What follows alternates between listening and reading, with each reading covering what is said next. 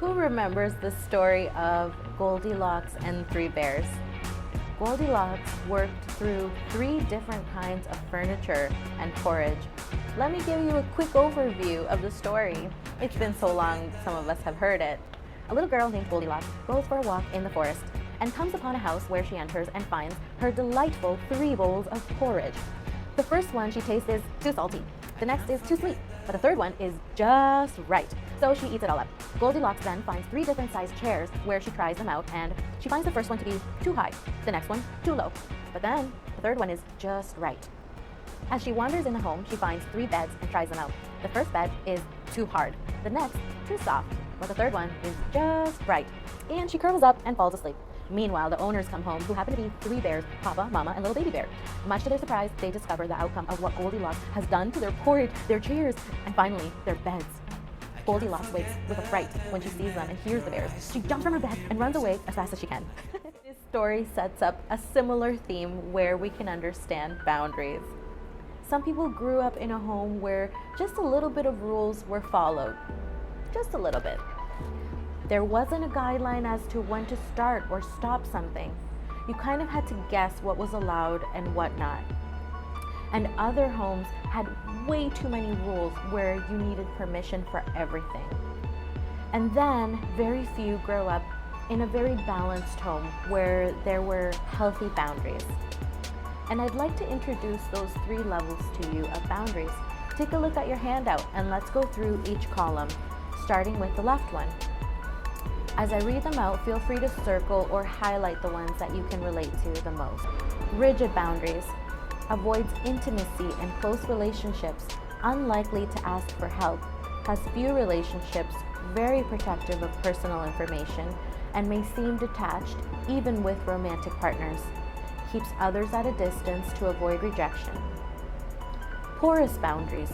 Overshares personal information, has difficulty saying no to others' requests, over-involved with others' problems, dependent on the opinions of others, accepting of abuse or disrespect, fears rejection if they don't comply with others. Healthy boundaries. Values own opinions, doesn't compromise values for others, shares personal information in an appropriate way, doesn't overshare or undershare. Knows personal wants and needs and can communicate them. They say no without guilt. Accepts when others say no as well.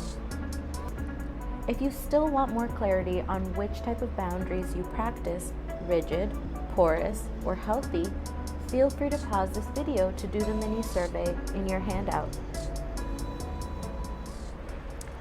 Welcome back. Let's do a true or false quiz. You can follow along in your handout. It's easy to set boundaries. True or false?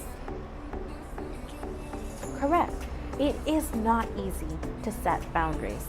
As you can see, we learn boundaries from the time that we're children, so it's not easy to unlearn something.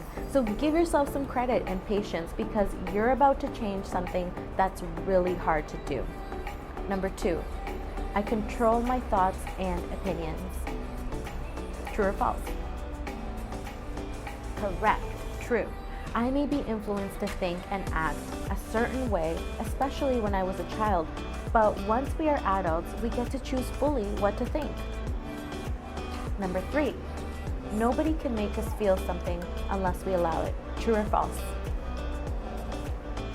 Exactly, true. Feelings are powerful, but can be chosen and redirected. We have the ability to change our thoughts, actions, and feelings. With awareness and practice, we're able to make those changes. You don't have to be controlled by others. People can provoke you, but you have what it takes to respond in a manner that helps you and not destroys you. Number 4, I am responsible for someone else's anger. True or false? False. All people are responsible for their own feelings, including anger. You may provoke someone, but they are ultimately responsible for their anger. 5, I can blame someone else for my behaviors. True or false? False. Your behaviors, healthy or unhealthy, are yours alone. Blame gets in the way of good boundaries. Good job with that, true or false. I hope it was revealing for you. Now that you know a bit more about your boundaries, whether they are rigid, porous, or healthy, what could be some of the reasons why you haven't been able to strengthen your boundaries? Here are some common myths. If I set boundaries, I am being selfish. Setting boundaries causes me to hurt. Setting boundaries may hurt others. Having boundaries means I'm angry. When others set boundaries, it injures me.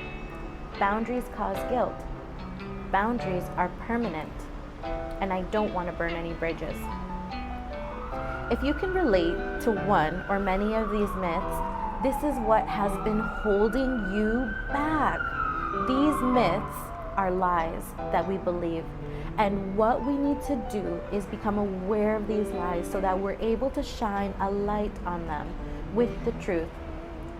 So let's address these myths by shining a light on them. If I set boundaries, I am being selfish. When we're not used to setting boundaries and taking control of our lives, it can sometimes feel selfish when we do set boundaries. We're used to others directing our lives or walking all over us. Setting boundaries is getting used to a new normal, and it is not selfish. It's actually self-caring. Setting boundaries causes me to hurt. We may think we'll suffer by setting boundaries, but in truth, we suffer when we don't have boundaries. That's the whole reason why we're taking this course, right? Setting boundaries may hurt others.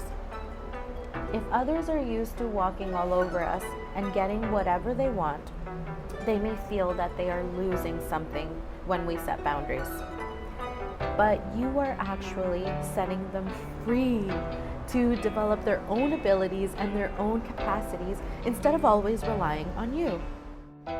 Having boundaries means I'm angry. Actually, setting boundaries keeps you from anger and helps you to be more loving to others. When others set boundaries, it injures me. New boundaries can hurt because it feels like the other person is rejecting you or not helping you.